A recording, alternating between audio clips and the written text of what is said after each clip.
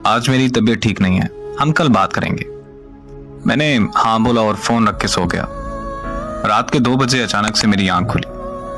न जाने कैसे उसका नंबर मिला दिया। उसका नंबर दूसरी लाइन पर मसरूफ था। 5 मिनट बाद मुझे वापस कॉल आई। उसकी छोटी बहन बोली कि मोबाइल मेरे पास है और आप ही सो रही हैं। अगले दिन सुबह से शाम हो गई लेकिन उसने मुझसे राब्ता नहीं किया। मैंने दोबारा से कॉल की और देखा तो फिर से नंबर मसरूफ मिला आ रहा था। 1 मिनट बाद कॉल बैक आई और उसने मुझे कहा कि मैं कज़न से बात कर रही थी। मैं खामोशी से उसकी बात सुनता रहा और फिर कुछ वक्त तक हम दोनों खामोश रहे। फिर वो कहने लगी कि अगर ऐसे ही खामोश रहना है तो मुझे बता दो, मैं कॉल बंद कर दूं। मैंने मुस्कुराकर कहा जैसे तुम्हें ठीक लगे। उसने कहा कि ओके, अब मुझे कॉल मत करना। बस ये कहकर उसने कॉल बंद कर दी। मैंने कुछ देर बाद उसे फिर कॉल कर दी। इस बार फिर से उसका नंबर मसरूफ आ रहा था। फिर उसने मेरी कॉल अटेंड की और वो बहुत खूब गुस्सा होने लग गई और मुझसे कहने लगी कि मेरी बात ध्यान से सुनो कि मैं अब तुमसे प्यार नहीं करती, मैं किसी और को पसंद करती हूँ। 6 साल का रिश्ता उसने एक पल में ख़त्म कर दिया। मैंने उससे पूछा कि आखिर कौन है वो लड़का। वो मुझसे कहने लगी तुम होते कौन हो मेरी लाइफ में इंटरफेयर करने वाले।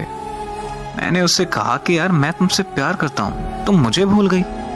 इतने में उसको किसी और की कॉल आई और उसने मेरी कॉल कट किए बगैर उसकी कॉल रिसीव कर ली। मैंने कॉल कट नहीं की। कुछ देर बाद उसने कॉन्फ्रेंस कॉल ले ली। कॉन्फ्रेंस कॉल में लड़का बोला कि हाँ भाई, तुम्हें क्या मसला है। तो मैंने कहा कि तुम होते कौन हो मुझसे ये पूछने वाले। तो वो मुझे कहने लगा कि ओ यार कॉल कट करो और सो जाओ। तो साथ में ही वो बोली कि नहीं जान, ये ऐसे बात नहीं मानेगा, आप इस पागल को इग्नोर करें और मुझसे बात करें।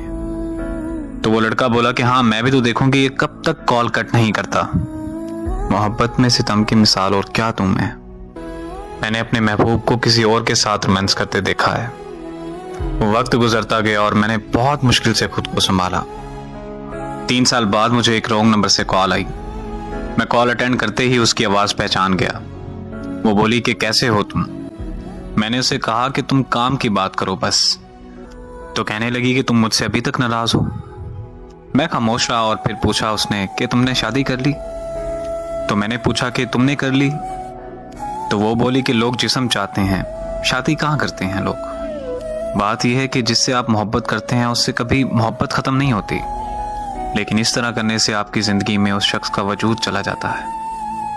और ज़िंदगी में मोहब्बत होती है, लेकिन उस मोहब्बत का मतलब एक शख्स से वफा करना होता है। और खुदारा मेरी उन लोगों से गुजारिश है कि जिस्मों से खेलकर मोहब्बत के नाम को बदनाम मत कीजिए।